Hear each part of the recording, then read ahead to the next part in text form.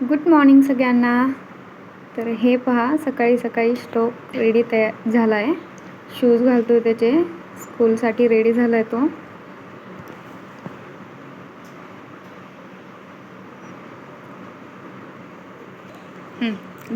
साईवीर त्याचा टिफिन घेऊन बॅगमध्ये ठेवतोय. मुलं आजकाल स्वतःचं आवरतात. आंघोळ करणं, ब्रश करणं, ड्रेस घालणं त्यांचं करतात. छान ऊन पडले सकाळ सकाळ, फ्रेश. त्यानंतर मुलं शाळेत गेली आणि मला आज लावायची होती केसांना मेहंदी. तर मी काल रात्रीच भिजवून ठेवली होती लोखंडाच्या कढईमध्ये. बघा ती आज किती छान, तिला ब्लॅक असा कलर आला आहे. लोखंडाच्या कढईत ठेवली की ती काळी होते मेहंदी पूर्ण. त्याचं आयरन जे असतं ते उतरतं त्यात. त्याच्यामुळं भिजवताना मेहंदी नेहमी लोखंडी कढईमध्ये, लोखंडी तव्यामध्ये भिजवावी.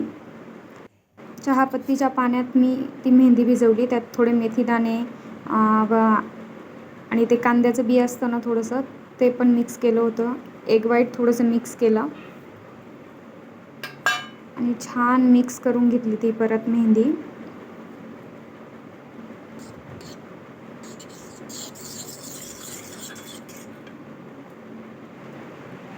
थोडा वेळ बाजूला ठेवली.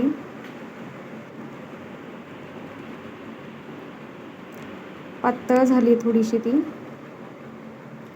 केसांना मेहंदी लावून घेतली होती. नंतर लंच प्रिपेअर करण्यासाठी आले. मला उपवास होता त्याच्यामुळं मी माझ्यासाठी थोडासा बटाटा केला.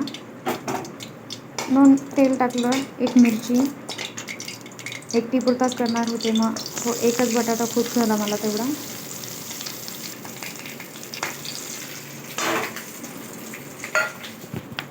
शेंगदाण्याचं कूट वगैरे टाकून परतवून घेतला मस्त.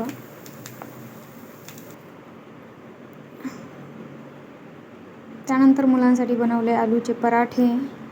त्यासाठी बटाटे किसून घेतले, त्यात टाकलं मीठ, हळद आणि गरम मसाला,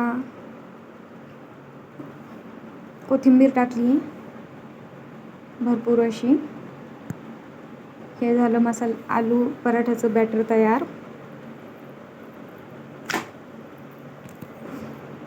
पराठे लाटून घेतले आणि त्याच्यावरती तूप टाकून भाजून घेतले. बघा किती टम्म फुगलाय पराठा.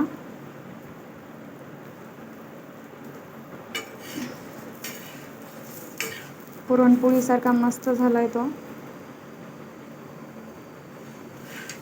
असा होता माझा आजचा दिवस.